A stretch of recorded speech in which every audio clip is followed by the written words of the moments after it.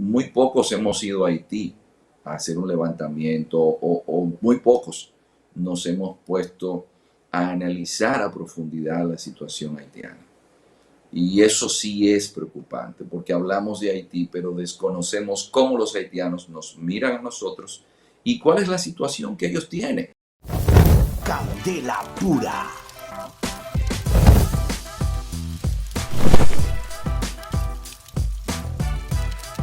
Ya está con nosotros el profesor Iván Gastón, embajador. Ese hombre tiene un currículum, señores, que si yo comienzo a leer, déjeme ver, mire, embajador de carrera del Ministerio de Relaciones Exteriores, miembro del Consejo de la Comisión Nacional de Defensa, competitividad, pro competitividad.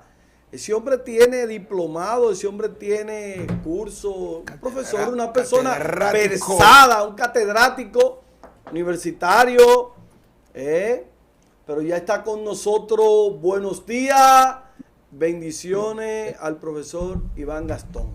Un placer para nosotros tenerlo en escenario. Buenos días, profesor. Bueno, buenos días. Gracias. No lo escucho. Que muy buenos días, que gracias por la invitación. ¿Pueden escucharme? Ahora sí, ¿verdad? Correcto. Sí, sí. Profesor, vamos inmediatamente, profesor, a entrar al tema que nos compete. Nosotros queremos hablar con usted. Con usted podemos hablar de muchísimos temas. Usted es un hombre que maneja la sociopolítica, la geopolítica. Pero en este caso vamos a hablar del tema haitiano. Profesor, ¿qué vamos a hacer nosotros, los dominicanos, con Haití? ¿Qué usted, con su vasta experiencia, nos propone que nosotros debemos de hacer con Haití? Yo planteaba, antes de que usted entrara al escenario, de que yo creo que con Haití nosotros debemos implementar un fideicomiso para ir en ayuda de los haitianos. Adelante, profesor.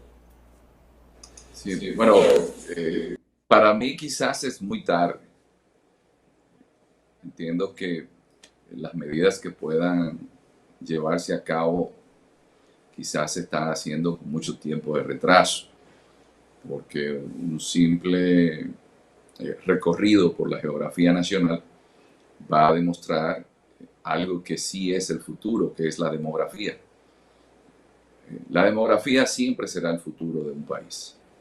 Y lamentablemente es un tema que nuestras élites políticas y económicas no asumieron con la debida entereza, viendo la situación lamentable de caos que siempre ha tenido Haití, digo casi siempre. Bueno, tuvo una dictadura donde su dictador no fue un buen gerente, porque a todo esto hay que señalar que, contrario a Duvalier, Trujillo fue un buen gerente. Y esa situación parece que, exceptuando la propia dictadura de Trujillo, gente como Peñavalle, la intelectualidad que estaba alrededor de Trujillo, sí estaba clara en esa situación. Pero parece que en la democracia, esa influencia que tienen sectores empresariales en los políticos permitió que esos braceros que antes venían al país con su debida cuota, su debido permiso, y que luego que terminaban sus jornadas eran regresados, se fuesen quedando aquí. Y en la actualidad usted va desde Valle Nuevo al Parque Nacional José del Carmen Ramírez, pasando por Punta Cana, y no hay una zona del territorio nacional que no hayan haitianos.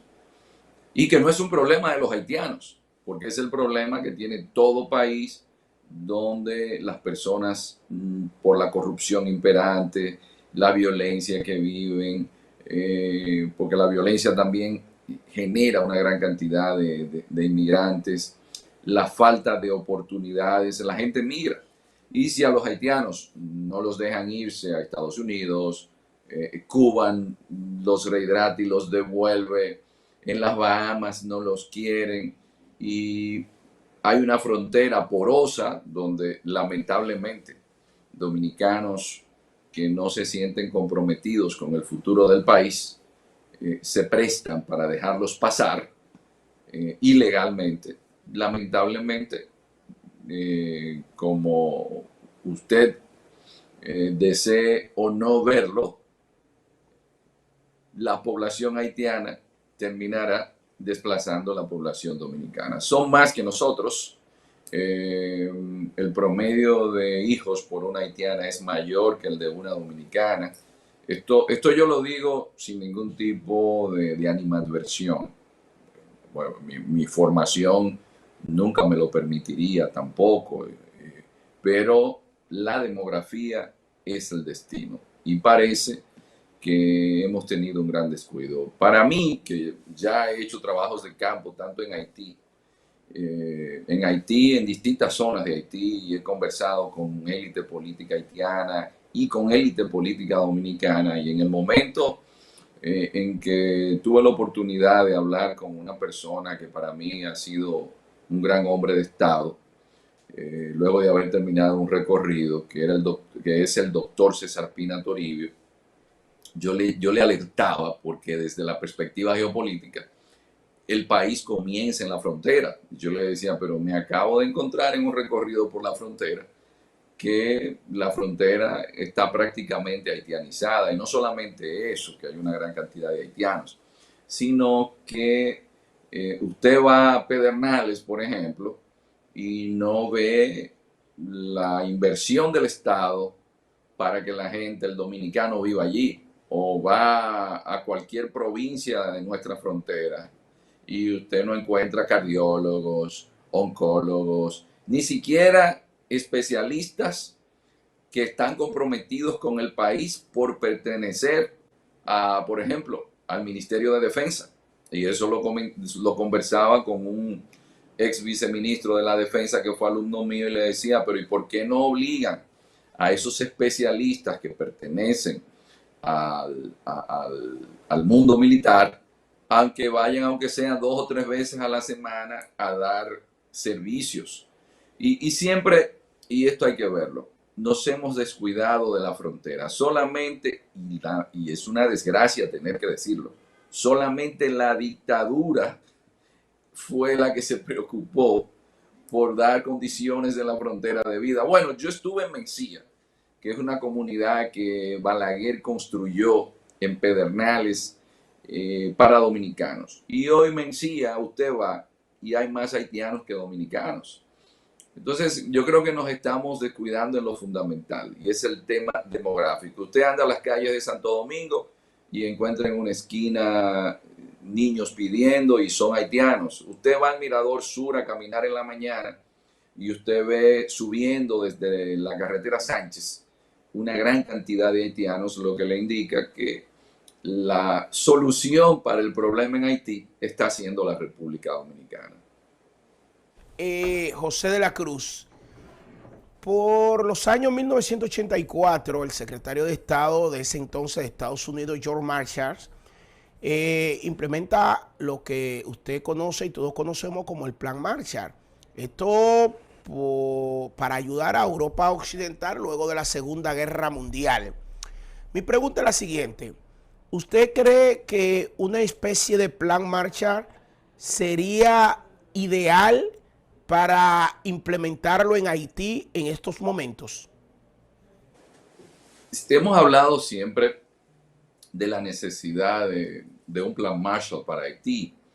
El asunto está en que usted se sienta a conversar con diplomáticos de países muy importantes y le van a decir que Naciones Unidas se gastó miles de millones de dólares con la misión de estabilización de Haití y que la corrupción imperante allí, las donaciones que se dieron, nunca se vieron. Es una situación muy delicada porque a todo esto, desde la perspectiva de las relaciones internacionales, Haití es un Estado soberano, donde ningún país debe dictarle pautas. Alentar que vayan fuerzas militares extranjeras, también eso viene a ser como un poco cuesta arriba desde la perspectiva de las relaciones internacionales. Ahora, el realismo político lo que sí indica es que dada esa circunstancia que tiene Haití, por ejemplo, en la actualidad, con un 60% de su territorio manejado por pandillas, y donde la élite política no se pone de acuerdo, porque el asesinato de Jovenel Moïse vino también como fruto de una serie de desavenencias y hasta de no respeto de la Constitución de parte de Moïse, que eso no lo olvidemos. Entonces, donde no hay una élite política que se ponga de acuerdo, ¿qué va a suceder entonces? Bueno, yo siempre, ya tomando de la experiencia, porque uno como académico lo que hace es revisar textos, conversar con autoridades en la materia, y un político dominicano de mucha experiencia, que fue el primer secretario general del Partido de la Liberación Dominicana, el doctor Antonio Abreu Flores, Tonito, me comentaba que cuando él era diputado fueron en una comisión a Haití, eso fue a principios de los 80, y que después de su recorrido por allá, un hombre de vasta experiencia política internacional, él llegó a la conclusión de que la única manera de que Haití podía tener esperanza de salir adelante como Estado era con un fideicomiso. El tema es, perdón, compañero, pero yo tengo mis dudas quizá con el fideicomiso. Yo creo que me inclinaría en el caso mío, usted ha planteado en varias ocasiones también la especie del plan Marshall. Ahora, yo me inclinaría más quizás por una especie de plan Marshall, aunque esto vaya en contra de los principios de las Naciones Unidas, de las invasiones, pero bueno, han intervenido otras naciones y no ha pasado nada, por menos caso de ahí, que la intervengan por un caso hasta humanitario y de salvaguardar dos países vecinos, pues yo entendería, porque el tema del fideicomiso es quién maneja el fideicomiso, quién administra. Naciones Unidas. Bueno, exactamente. Naciones Unidas. Perfecto. Naciones Unidas se encarga. Bueno. Porque el problema estaría en lo que pasó recientemente, por ejemplo, a un embajador de un país muy importante que dieron una donación para un hospital y el hospital no se construyó.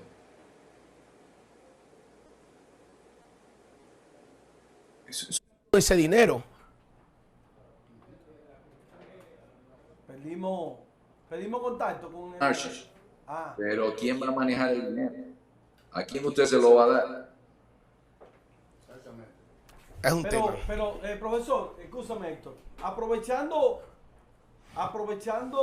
que usted está hablando de quién se le va a dar el dinero, pero ahí tenemos, si hagamos un pequeño recorrido de los líderes en Haití, Pastrá, Martelly, Jean Bertrand Aristide, Papadó y todo lo que nosotros conocemos, pero sería buscar en ese liderazgo del 90 hacia acá para buscar un verdadero líder que encabece en Haití para poderle dar estos recursos y el apoyo que le puedan dar las instituciones, en este caso no las instituciones, sino lo que vengan con el fideicomiso.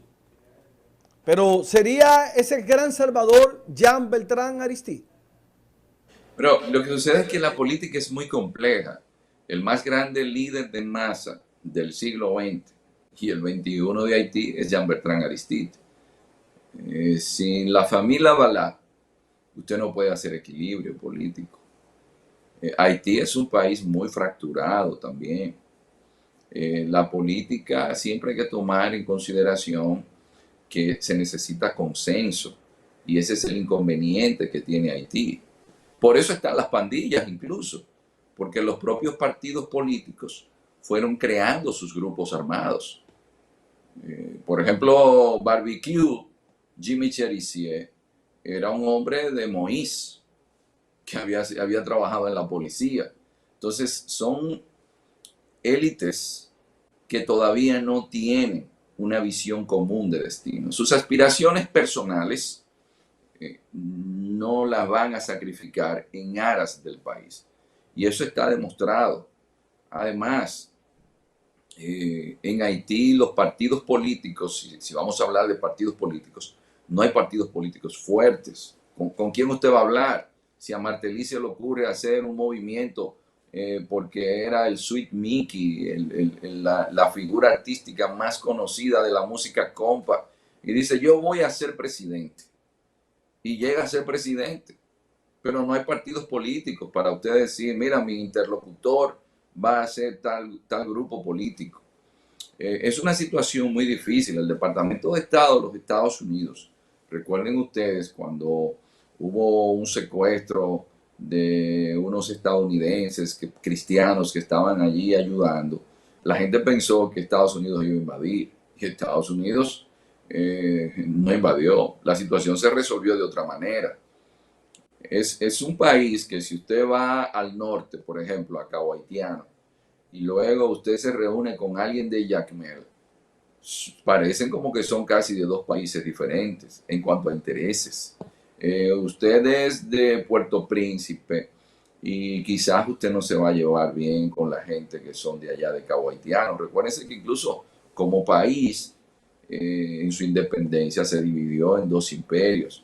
Me comentaba un amigo que es para mí la persona que mejor maneja el tema haitiano desde la perspectiva del intercambio comercial, que estaba en una reunión, era un momento en el cual había cierta estabilidad política en Haití, y el Banco Interamericano de Desarrollo estaba conversando y ya habían hecho los arreglos con el gobierno central de Puerto Príncipe para una carretera hacia una comunidad muy importante. Y sucede que no se pudo construir la carretera porque el cacique del lugar a donde iba a llegar esa carretera no estuvo de acuerdo. Es un tema tal, miren, que un ejemplo, la gente no sabe que en Haití el Papá Bocó es una figura muy relevante como actor político. El Papá Bocó del vudú es una persona que hay que tomarla en consideración. Hay una serie de peculiaridades y particularidades de Haití que nosotros, yo siempre lo digo, en República Dominicana hablamos sobre Haití, pero muy pocos hemos ido a Haití a hacer un levantamiento o muy pocos nos hemos puesto a analizar a profundidad la situación haitiana. Y eso sí es preocupante, porque hablamos de Haití, pero desconocemos cómo los haitianos nos miran a nosotros y cuál es la situación que ellos tienen. Es un país que tiene apenas menos de un 2% de superficie cultivable, que su río más importante es el Artibonito y nace en la loma Nalga de Maco en Restauración, porque si fuese por un tema de protección del río o de bosques, ellos no lo tendrían. Es un país donde no hay fuentes de empleo. Miren el panorama. Es un país donde la mayoría de la gente ni siquiera tiene identidad cuando nace. Ustedes saben lo que es un país en esas condiciones donde no hay agricultura, donde no hay industria, y son más de 11 millones de personas en 27,000 kilómetros cuadrados. Le vamos a pedir que se queden tranquilos donde están.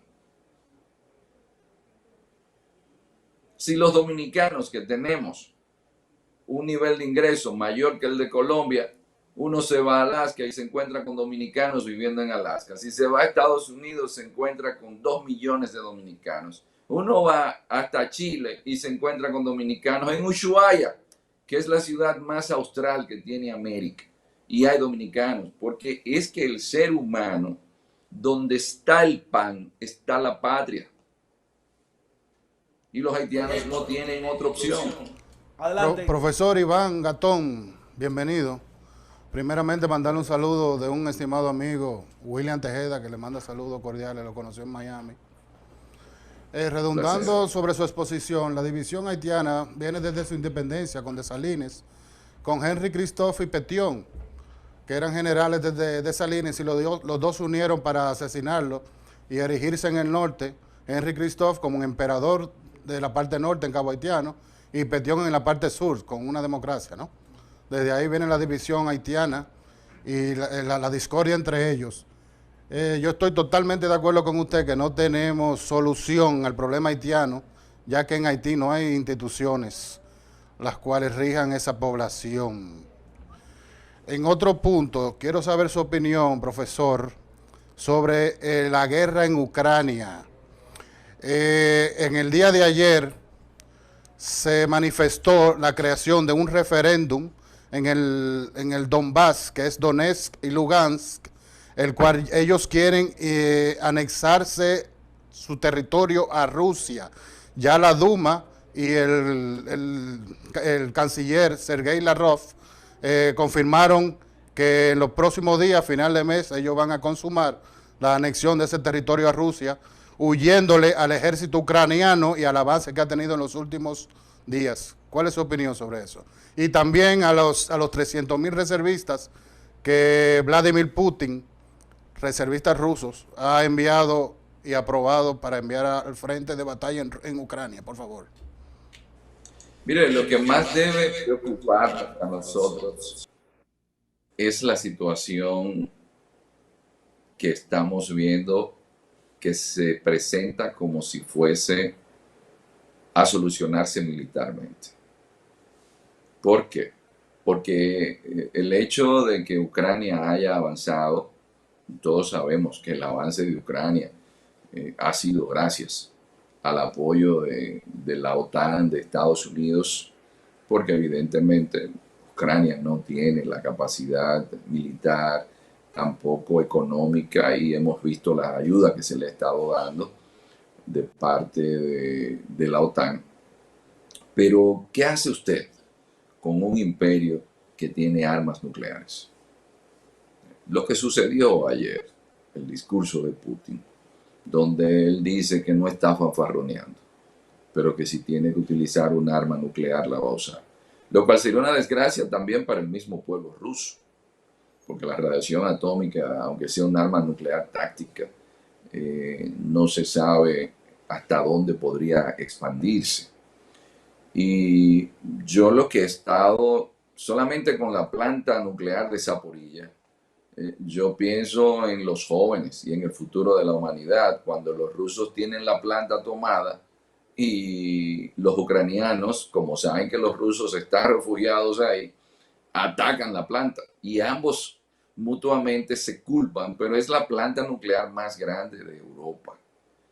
Ustedes se imaginan las consecuencias que esto podría tener. Para mí, la guerra en Ucrania era algo que pudo haberse evitado. Yo creo que llevar a cabo la teoría del Heartland de Mackinder y arrinconar a Rusia, ampliando la OTAN, es algo que no solamente había planteado Kissinger, que es a quien más la gente menciona, por haberse opuesto a que Ucrania deje de tener un rol neutral, porque, bueno, hablamos de que en relaciones internacionales todos los países son iguales, pero todos sabemos que no es así, que las potencias son las que determinan.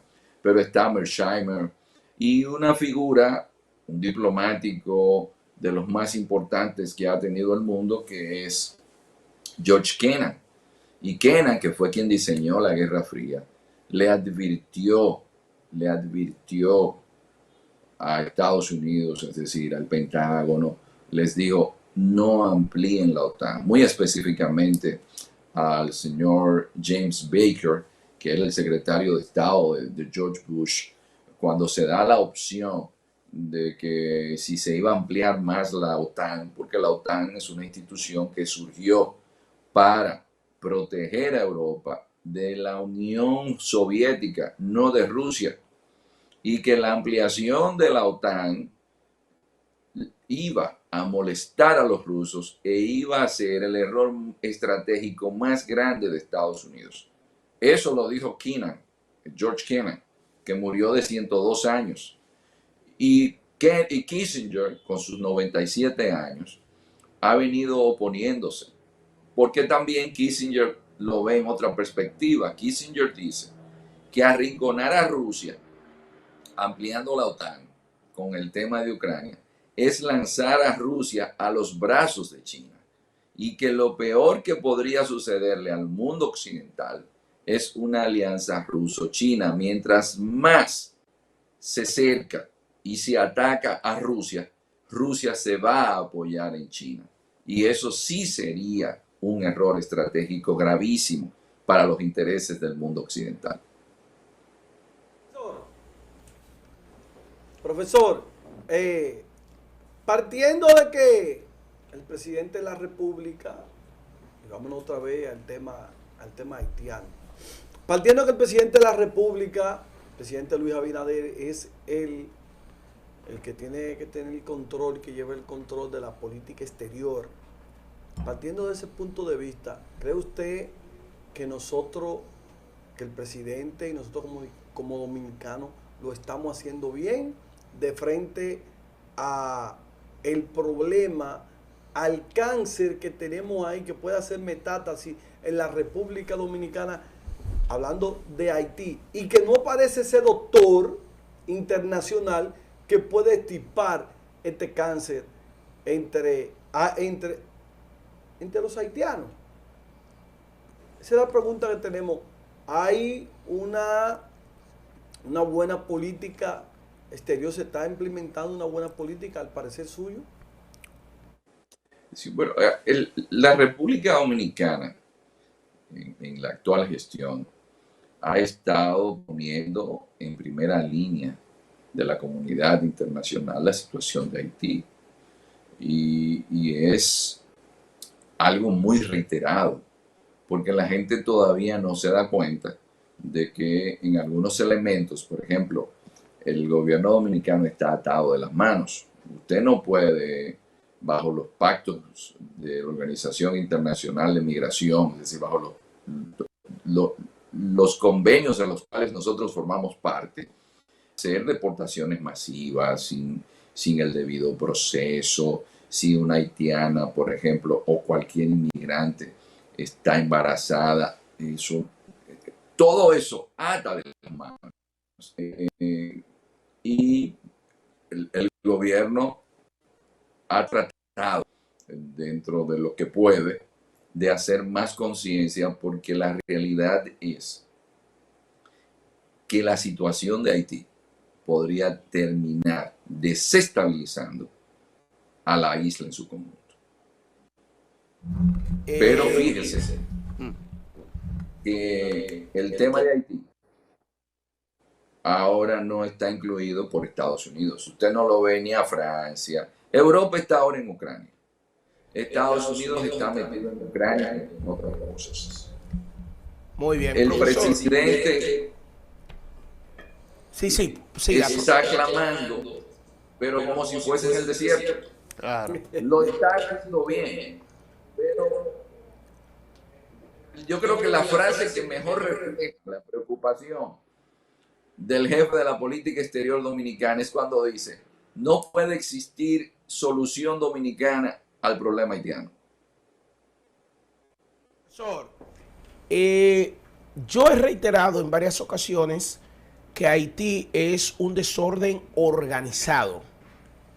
A su entender, ¿por qué se ha permitido ese desorden tan bien organizado para algunos pocos en el mundo?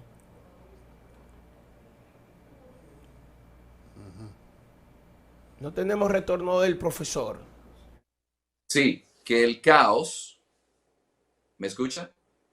El caos también deja beneficio. Hay gente que se beneficia del desorden. A veces en relaciones internacionales uno nunca habla en términos de malos ni de buenos. Uno lo que ve son los intereses y en términos de poder. Hay gente que tiene poder y que el desorden es conveniente. Eso se refleja en el mundo en general.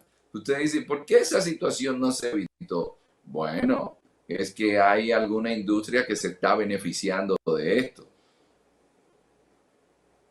Héctor. Iván, ¿cuál es su opinión, profesor, sobre el veto, el impedimento de entrada al señor Claude Joseph y el cambio de posición de Claude Joseph sobre el presidente de la República y su impedimento de entrada a la República Dominicana?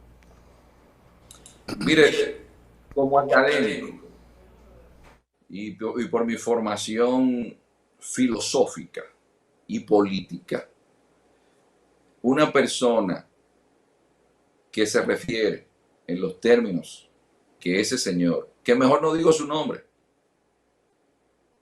usted lo mejor que puede hacer es ignorarlo, porque le da mayor aquiescencia política en un entorno donde mucha gente lo que hace es presentar a la República Dominicana como si fuésemos culpables de los problemas de ellos. Y él toma notoriedad política a esa persona. Siempre desde la perspectiva de la diplomacia, de la profundidad filosófica, política, hay que pensar muy en el largo plazo. Y quizás importantizar a una persona que hace ruido para llamar la atención no sea la mejor salida. Yo digo esto como académico. Yo sé que hay razones de Estado, hay asuntos que uno no maneja, quizás hay una información de Estado que yo no maneja. Ahora, como académico, le puedo decir que en este tipo de situaciones lo mejor es no darle mucha prensa, no darle mucha importancia. Porque ¿de qué se alimenta? Se alimenta de que le respondan. Profesor, ya que sabemos que estamos culminando porque usted tiene compromiso y estamos hasta abusando de su tiempo. Profesor, entonces, ¿qué hacer? Usted conoce perfectamente la diferencia que hay entre lo de Cabo Haitiano y lo de Puerto Príncipe. Usted conoce que la espalda que no han dado Estados Unidos, Francia, Canadá, España, nadie le interesa, entre comillas, resolver el problema haitiano. Ahora, profesor, con su experiencia, y háganos una síntesis, ¿qué es lo que nosotros debemos hacer para nosotros detener ese problema que lo tenemos palpable ahí en la frontera dominico-haitiana? Yo le decía que si no es muy tarde, porque para mí es muy tarde ya, para mí es un poco tarde, por el tema demográfico, por la gran cantidad ya de haitianos que hay en el país. Pero sin un plan no se puede llegar lejos. Yo creo que tanto el sector político como empresarial tienen que sentarse y pensar qué Dominicana quieren en los próximos 30, 40 años y tomar una decisión en ese sentido. No deben estar improvisando, tienen que hacerlo ya. Creo que mañana sería demasiado tarde. Mientras estén los políticos, uno por un lado aprovechando el tema haitiano para ganar más votos, otro por otro lado, un país no llega lejos así. Un país puede llegar lejos cuando las principales fuerzas políticas y económicas se ponen de acuerdo y dicen, este es el país que queremos para las futuras generaciones. Si no, yo les voy a poner un ejemplo sencillo que siempre traigo a colación porque un gran intelectual estadounidense, una figura mundial como es el científico Jared Diamond, el autor de Armas, Gérmenes y Acero, entre otros libros, tiene un libro que se titula Colapso. Colapso es un libro que todos los dominicanos deberían leer, muy específicamente en el capítulo 11, porque en Colapso Diamond hace un análisis de las principales civilizaciones que ha tenido la historia humana y por qué esa civilización colapsó. Y presenta el caso de Haití y República Dominicana, las diferencias que tenemos. Y algo que me llamó la atención es que Diamond se refiere a Balaguer en términos positivos, porque él dice que fue Balaguer quien determinó la protección de zonas que eran importantes para la reserva de agua del país. Me explico. Por ejemplo, hay gente que dice que el Yaque del Norte ha perdido su caudal, pero mucha gente de esa no sabe que gran parte de ese caudal está en las presas, en los canales de riego, en la producción de energía eléctrica, y que esa protección del Yaque del Norte, como la del Yaque del Sur, son los dos parques nacionales de José del Carmen Ramírez y el J. Armando Bermúdez, y que ambos parques fue una idea del plan de gobierno de Américo Lugo cuando el presidente del Partido Nacionalista Dominicano era el médico don Teófilo Hernández, y que Trujillo tome ese programa de gobierno y decide comenzar a proteger y crear parques nacionales. Y Balaguer, como parte de la élite política de Trujillo, decidió, en contra de la élite de Santiago, que estaba haciéndose de dinero, tumbando árboles o vendiendo madera de San José de las Matas, la gente que tenían aserraderos en Jarabacoa, en San José de Ocoa, y eso fue mano militar y que Balaguer lo hizo. Y dice Diamond que qué sería hoy de República Dominicana si Balaguer no hubiese hecho esa protección. Fíjense, hoy la ciudad de Santo Domingo tiene más de 2 millones de habitantes. ¿De dónde llega el agua que se consume en la ciudad de Santo Domingo? Llega de la presa de Valdecilla, de Nizao, y esa zona, digo, de la presa de Valdecilla, de Higüey, Aguacate, el río Nizao, que está represado, pero toda esa zona acuífera fue protegida por la dictadura y por Balaguer, porque se pensó en el futuro. Ahora, ¿cuándo se hizo ese proyecto? Ese proyecto se hizo en los años 20. Por eso los países se piensan a 100 años.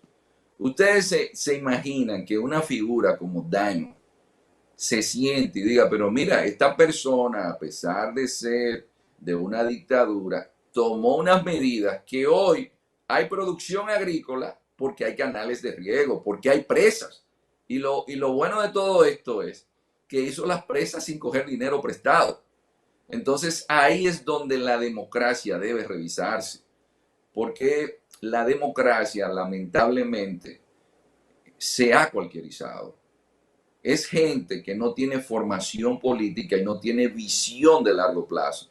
Entonces un país no puede adoptar medidas para proteger su población si no hay una élite política que piense en el futuro. Y en el caso de Haití, nosotros estamos hablando ahora de Haití porque ya es evidente que son muchos, pero es un asunto que ha sido la democracia que ha descuidado el tema migratorio por no tener visión de largo plazo. Un país no se construye en 4 años ni en 8 años. Gracias, profesor Iván Gastón, por el tiempo que nos ha dedicado. Sé que abusamos de su tiempo. Le agradecemos al embajador, al profesor, al catedrático, al panelista Iván Gastón, que ha estado con nosotros. Gracias, profesor, y nos debe una visita. A ustedes. Una visita presencial a la plataforma, porque usted nos informó que estuvo por Santiago. Gracias, Iván.